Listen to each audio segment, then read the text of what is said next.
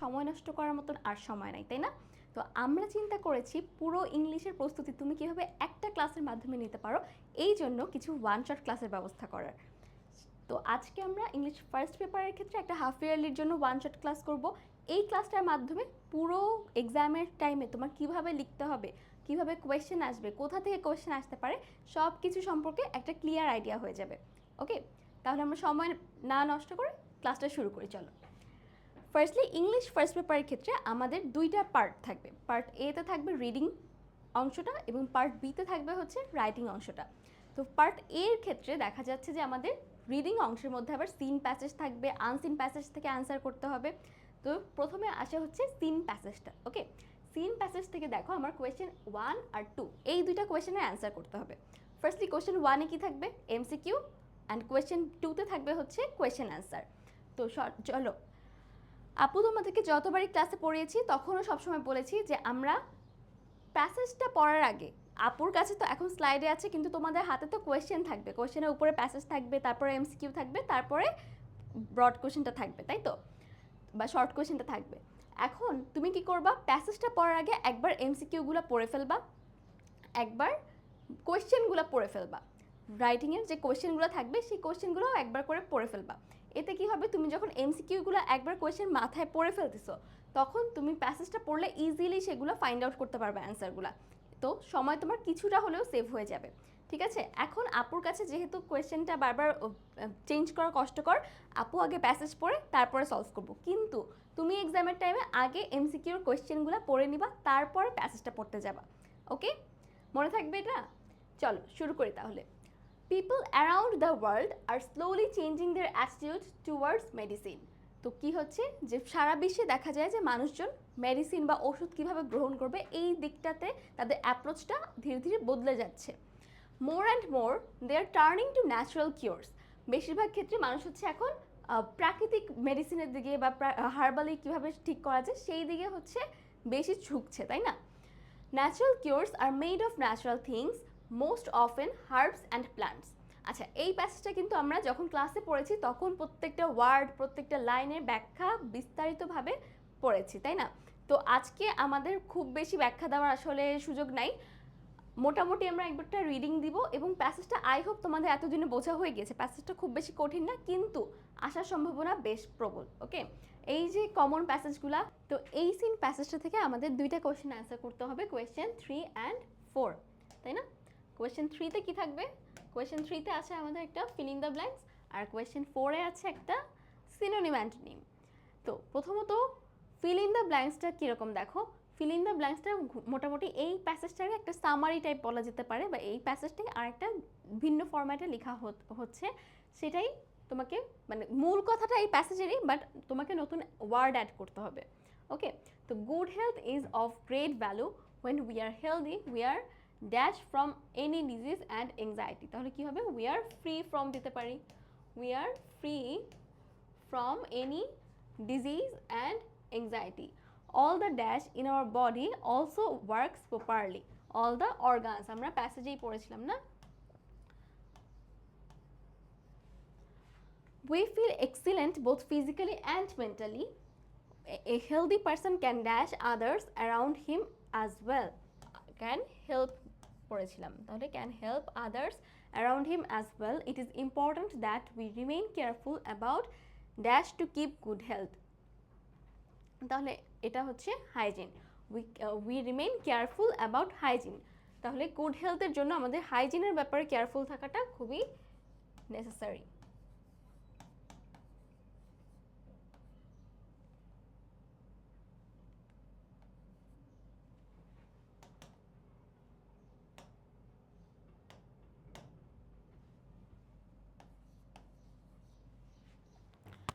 One of the dash things for keeping good health is taking proper food and nutrition. One of the important বলা যায়, অথবা essential বলা যায়, fundamental বলা যায়, অনেক কিছু বলা যায়। হ্যাঁ, যেহেতু ফিল ইন দ্য ব্ল্যাঙ্কস, তো তুমি যে কোনো একটা অ্যাপ্রোপ্রিয়েট ওয়ার্ড দিলেই হবে। ওয়ান অফ দ্য ইম্পর্ট্যান্ট বলতে পারো, এসেনশিয়াল বলতে পারো, ফান্ডামেন্টাল বলতে পারো, অথবা নেসেসারিও বলতে পারো। ওকে, তো এইভাবে আমাদের ফিল ইন দ্য ব্ল্যাঙ্কসের 5টা গ্যাপ আমরা খুব সহজেই পূরণ করে ফেলতে পারবো আশা করি। এখন প্রবলেম দেখা যাবে সিনোনিম অ্যান্টোনিমে। সিনোনিম অ্যান্টোনিমের ক্ষেত্রে এই এই টপিকটা হচ্ছে তোমার বাসা থেকে পড়ে যাওয়ার কথা, ঠিক আছে? বাসা থেকে আসলে ওইভাবে ধরে ধরে বলা যায় না যে তোমার এই ওয়ার্ডের সিনোনিম জিজ্ঞেস করবে, এই ওয়ার্ডের অ্যান্টোনিম জিজ্ঞেস করবে। বাট একটা ট্রিক হচ্ছে, বেশিরভাগ ক্ষেত্রে অ্যাডজেক্টিভের সিনোনিম অ্যান্টোনিম থাকে, বেশিরভাগ ক্ষেত্রে, ঠিক আছে? তো তোমার যত সিন প্যাসেজ আছে পরীক্ষায় আসার মতন, সবগুলো থেকে তুমি অ্যাডজেক্টিভগুলো পিক করবা। অ্যাডজেক্টিভগুলো পিক করে সেখানকার যে সিনোনিম অ্যান্টোনিমগুলো আছে সেটা তুমি শিখে ফেলবা। অ্যাডজেক্টিভ তো চিনি, হ্যাঁ? অ্যাডজেক্টিভ হচ্ছে যেটা নাউন বা প্রোনাউনের দোষ গুণ ভালো মতন অবস্থা বোঝাবে। যেমন এই যে প্রপারের অ্যান্টোনিম জানতে চাচ্ছে, এসেনশিয়ালের সিনোনিম জানতে চাচ্ছে, এটা হুট করে জিজ্ঞেস করলে তোমার এক্সাম টাইমে মনে থাকবে না। বাট তুমি যদি যখন প্যাসেজ পড়তেছো তখন একবারে আগে থেকে পড়ে রাখো, তখন হচ্ছে তোমার মাথায় থাকবে এবং তোমার ভোকাবুলারিও অনেক এনরিচড হবে, হ্যাঁ? তোমার রাইটিংয়ের ক্ষেত্রেও তখন সেটা আরও বেশি হেল্পফুল হবে, ঠিক আছে? এইভাবে আমরা সিনোনিম অ্যান্টোনিমের প্রিপারেশনটা বাসা থেকেই নিয়ে যাব। ওকে, সিনোনিম অ্যান্টোনিম চাইলে তুমি এভাবে দিতে পারো, বাট বেস্ট ওয়েটা কি খাতায় প্রেজেন্ট করার? প্রথমে তো ওই যে হেডিং দিবে, অ্যান্সার টু দ্য কোয়েশ্চেন নাও 4। তারপরে তুমি হচ্ছে একটা এভাবে বক্স করতে পারো অথবা একটা হেডিং দিতে পারো, গিভেন ওয়ার্ড। আচ্ছা, একটু বড় করে করি। প্রথমত হচ্ছে উপরে গিভেন ওয়ার্ড,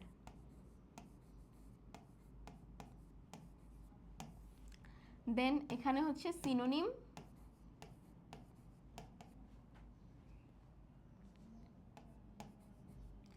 এখানে অ্যান্টোনিম।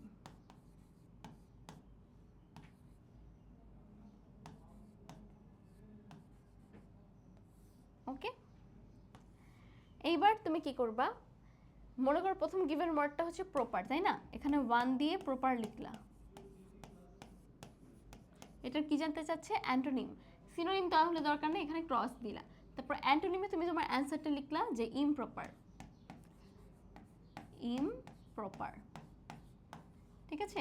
এই গেল তোমার কোয়েশ্চেন 1-এর অ্যান্সার।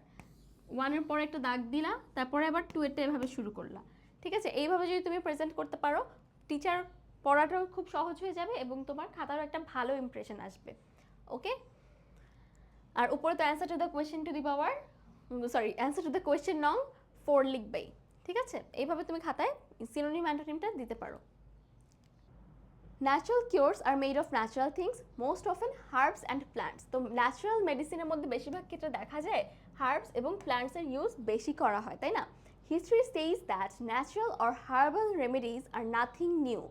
আমরা যখন ইতিহাস পড়তে যাই বা মেডিসিনের ইতিহাস পড়তে যাই তখন দেখি যে হার্বাল মেডিসিনটা আসলে নতুন ব্যবহার করা হচ্ছে না, এটা একদম প্রাচীনকাল থেকেই মানুষ যুগ যুগ ধরে ইউজ করে আসতেছে। People used them all along in different ages. Herbal medicines were used in ancient civilizations like India, China, Greece, Egypt, and Rome. Some ancient treatment systems are still in practice today. They have come down through generations. Okay, তো herbal মেডিসিনের ইউজটা আসলে সেই প্রাচীনকাল থেকে বিভিন্ন সম্প্রদায়ের বিভিন্ন ancient civilisation বা সভ্যতার মধ্যেও ইউজ হয়ে আসছে, যেমন ইন্ডিয়া, রোম, ইজিপ্ট, এই সকল সভ্যতার মাঝে হচ্ছে এই হার্বাল মেডিসিনের ডিফারেন্ট ইউজেসগুলো দেখা গেছে। এবং সেটা কি হয়েছে জেনারেশনের থ্রুতে, এই যে এক জেনারেশন থেকে আরেক জেনারেশনে, মানে মনে করো আমাদের দাদা দাদিরা যেই মেডিসিনগুলো ইউজ করতো সেগুলো হচ্ছে আমাদের বাবারা দেখছে, তাই না? বাবা চাচারা দেখছে, দেন তারা সেটা ইউজ করা শিখছে, তারপর তারা আবার আমাদের উপর অ্যাপ্লাই করছে। আমরা যখন ব্যথা পেতাম তখন কি হতো যে একটু গাছের রস, একটু গাছের পাতা ওখানে দিয়ে দিলে তাড়াতাড়ি সুস্থ হয়ে যেত। তো এই যে এক জেনারেশনের থেকে দেখে দেখে আরেক জেনারেশন শিখছে, তারপরের জেনারেশনে পাস হচ্ছে, এটাই হচ্ছে যে they have come down through generations. For a minor burn injury, the doctor may prescribe you a tube of ointment. Ointment মানে হচ্ছে মলম। তো তোমার যদি কিছু কোথাও পুড়ে যায়, হালকা পাতলা কিছু পুড়ে যায়, তখন হচ্ছে ডাক্তার তোমাকে একটা মলম সাজেস্ট করে দিবে। But for the same, a rural grandma may put some aloe vera or use cold water. কিন্তু যখন তুমি তোমার দাদির কাছে নিয়ে যাবা যে দাদি আমার এখানে তো পুড়ে গেছে, তখন সে কি করবে? সে আসলে মলম দিবে না, বরং সে অ্যালোভেরা দিবে অথবা কিছুটা ঠান্ডা পানি দিয়ে দিতে পারে সেখানে। If children have cold in our country, grandmas give them honey and tulsi leaves to eat, and it works too. If you have a minor cut or wound, grown-ups may put some turmeric, marigold, or aloe vera on it. Rural people usually use garlic, neem, or turmeric to cure skin problems. তো দেখা যাচ্ছে যে burn ইনজুরির ক্ষেত্রে aloe vera অথবা cold water use করা হতো বা করা হয়ে থাকে। ঠান্ডার লাগলে মধু, তুলসী পাতা এগুলো ইউজ করা হয়ে থাকে। এবং কোথাও যদি কেটে যায়, মাইনর কাট মানে ছোটোখাটো কেটে গেলে, হাত কেটে গেলে অথবা মাইনর কোনো আঘাত পেলে তখন হচ্ছে টারমারিক মানে হলুদ, মেরিগোল্ড বলতে গাঁদা ফুল, ঠিক আছে, গাঁদা, অ্যালোভেরা এগুলো ইউজ করা হয়ে থাকে।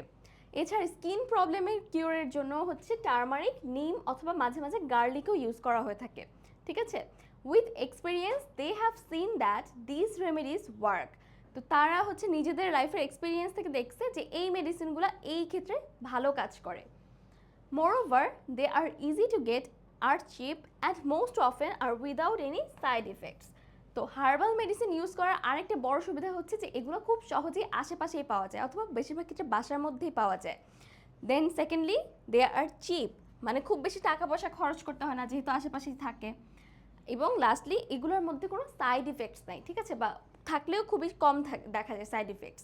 এই কারণে হার্বাল মেডিসিন দিন দিন আরও বেশি জনপ্রিয়তা পাচ্ছে। তো এইটা ছিল আমাদের মোটামুটি প্যাসেজটা।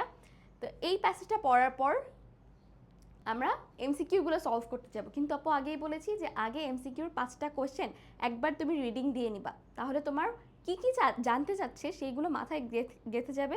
তারপরে যখন প্যাসেজটা পড়তে যাবা ওই লাইনটা বা ওই ইনফরমেশনটা ফাইন্ড আউট করা খুবই সহজ হয়ে যাবে। Firstly, the term herbal remedy means treatment using chemicals না, ট্রিটমেন্ট ইউজিং সয়েল না, ট্রিটমেন্ট ইউজিং প্ল্যান্টস বা অপশন ডি। ওকে, আচ্ছা, এগুলো এক্সামের টাইমে আমরা কিভাবে লিখব? এক্সামের টাইমে answer to the question number 1, এটা তো প্রথমে হেডলাইন দিবা, তাই না? এই যে answer to the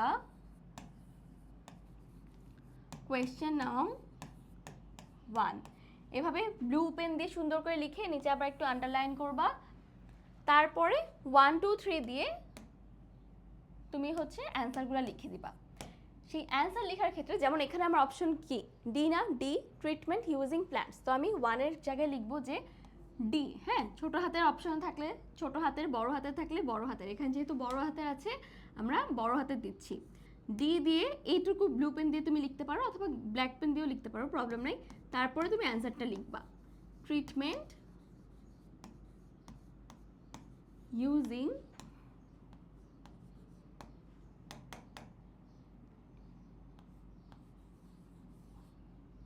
plants,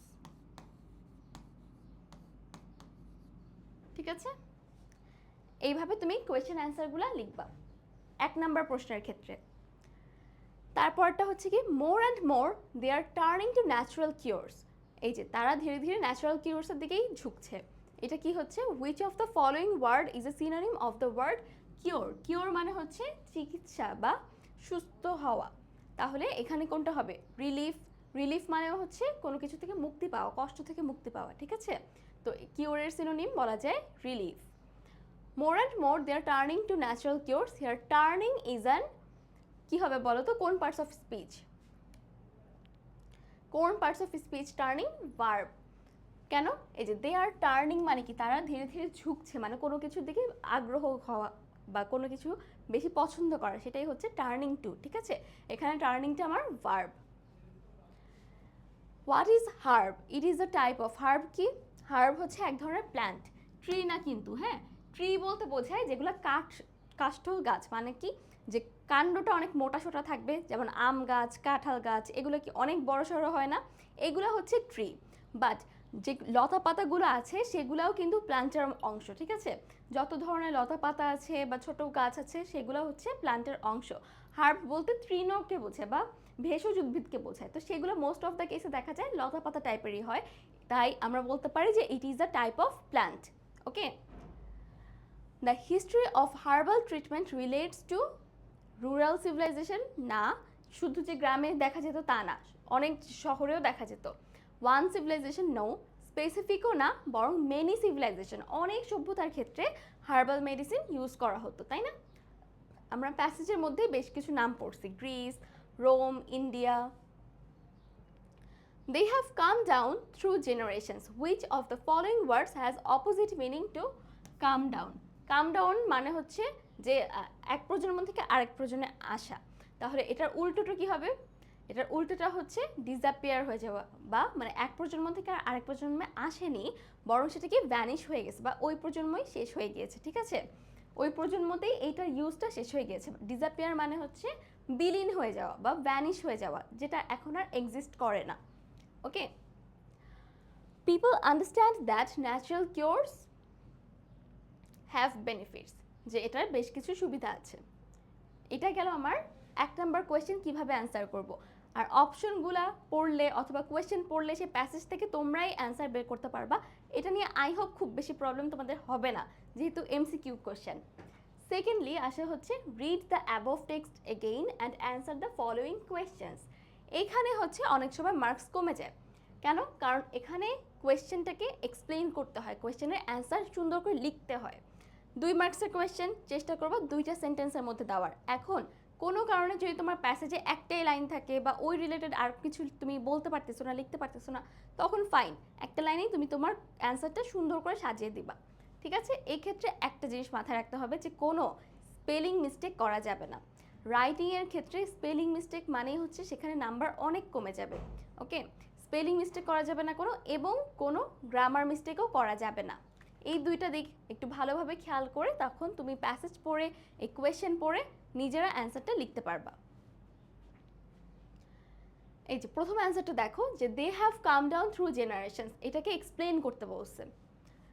Some natural cures are still being applied at present which were used in ancient time.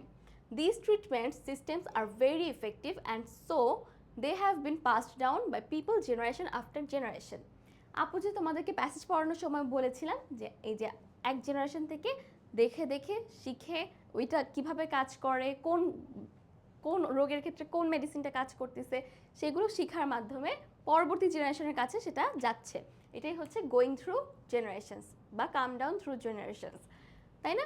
তো এই কথাটাকেই তোমার 2 লাইনের মধ্যে এখানে সুন্দর করে এক্সপ্লেন করে দেওয়া আছে। এটা হচ্ছে একটা ডেমো অ্যান্সার। চেষ্টা করবা তোমার কোয়েশ্চেন অ্যান্সারগুলো একটু কিছুটা নিজের ভাষায় লিখতে, এবং তুমি যখন এক্স্যাক্টলি এক্সপ্লেন করতে না বলে তোমাকে এক্স্যাক্টলি প্যাসেজ থেকে অ্যান্সার চাবে, তখন তো প্যাসেজটা দিবাই, সাথে চেষ্টা করবা নিজের কিছু 2-1টা লাইন যদি পারো অ্যাড করতে। আচ্ছা, এখানে তাহলে আমি আর পুরো কোয়েশ্চেনের অ্যান্সারগুলো পড়ে পড়ে বলছি না, কারণ প্যাসেজটা পড়লে আর কোয়েশ্চেন পড়লে তোমরা এই অ্যান্সার ফাইন্ড আউট করতে পারবা। আর এই কাজটা হচ্ছে আমরা ক্লাসে করে থাকি, তাই না? এখন আজকে যেহেতু সবগুলো আইটেম টাচ করতে হবে, ওটা পুরো কোয়েশ্চেনের অ্যান্সারগুলো আপু পড়ে পড়ে শোনাচ্ছি না। তাহলে এবার চলে আসি সেকেন্ড অংশে। সেকেন্ড অংশে হচ্ছে আরেকটা প্যাসেজ থাকবে, সিন প্যাসেজই থাকবে। এইটার ক্ষেত্রে আমার কোয়েশ্চেন 3 and 4 এই 2টা অ্যান্সার করতে হবে। Okay, proverb says health is wealth. তো হেলথ ইজ ওয়েলথ বা স্বাস্থ্যই সকল সুখের মূল বা স্বাস্থ্যই সম্পদ, এরকম একটা প্রভার্ব বা উক্তি আমাদের জানা আছে। To keep healthy is to keep free from disease and anxiety. আচ্ছা, হেলদি থাকা মানে কি? আসলে অনেকে ভাবে যে হেলদি থাকা মানে হচ্ছে অনেক মোটা সোটা থাকা, অনেক লম্বা চওড়া হওয়া, এটাই হেলদি থাকা। না, হেলদি থাকা মানে হচ্ছে যে কোনো ধরনের অসুখ থেকে মুক্তি থাকা এবং দুশ্চিন্তাও যাতে না হয় সেটা থেকেও মুক্তি থাকা, ঠিক আছে? এইটাই হচ্ছে একটা সুস্থ মানুষের বা হেলদি থাকার মূল কথা। Good health is proper functioning of all body organs. দেখো, এই যে গুড হেলথ মানে হচ্ছে তোমার বডির যত অর্গানস আছে, যত অঙ্গ প্রত্যঙ্গ আছে, সবগুলো ঠিকঠাক মতন কাজ করতেছে। It is also feeling well both in body and in mind. People in good health are active, cheerful and happy. If you are healthy, you can be happy and can help others in society as well. তো তুমি যদি healthy থাকো তাহলে তুমি তোমার পাশের জনকেও help করতে পারবা, এবং এইভাবে কি হবে, সবাই যখন ধীরে ধীরে একজন একজনকে হেল্প করছে, পুরো সোসাইটিটা ধীরে ধীরে আরও ডেভেলপড হবে, তাই না? আর একজন হেলদি মানুষের বৈশিষ্ট্য হচ্ছে সে অ্যাক্টিভ থাকবে, চেয়ারফুল থাকবে অ্যান্ড হ্যাপি থাকবে। To keep in good health we should be careful about hygiene. এখন এই গুড হেলথ তো বুঝলাম কি, বাট গুড হেলথ পেতে হলে কি করতে হবে? হাইজিন মেনটেন করতে হবে বা পরিষ্কার পরিচ্ছন্নতাটা মেনটেন করতে হবে। The rules and practices of keeping good health are called hygiene. We must practice the rules of hygiene, proper food and nutrition, physical exercise, rest and sleep, cleanliness and proper medical care are essential for good health. ওকে, তো good health মেনটেনের ক্ষেত্রে প্রথমে আসে হচ্ছে proper nutritious food. হ্যাঁ, এখন আমরা যে খাবারগুলো খাচ্ছি বেশিরভাগ ক্ষেত্রে দেখা যাচ্ছে বাইরের খাবার খাওয়া হয়, তাই না? স্পেশালি তোমরা যখন টিফিন টাইমে সবাই এদের ফুচকা, চটপটি, ঝালমুড়ি এগুলো খাও, যেটা খুবই আনহেলদি। তো প্রপার ফুড অ্যান্ড নিউট্রিশন মানে হচ্ছে স্বাস্থ্যকর খাবারটা, বাসা থেকে হেলদি খাবারটা মেনটেন করতে হবে, ফিজিক্যাল এক্সারসাইজ বা ফিজিক্যাল মুভমেন্টটা মেনটেন করতে হবে, অ্যান্ড একই সাথে রেস্ট নিতে হবে, প্রপার স্লিপ লাগবে, তারপরে ক্লিনলিনেস বা পরিষ্কার পরিচ্ছন্ন থাকা লাগবে, এবং প্রপার মেডিকেয়ার মানে তুমি যদি অসুস্থ হও তখন প্রপার মেডিসিনটা যাতে তুমি পাও, এই বিষয়গুলো গুড হেলথের জন্য খুবই নেসেসারি। ওকে।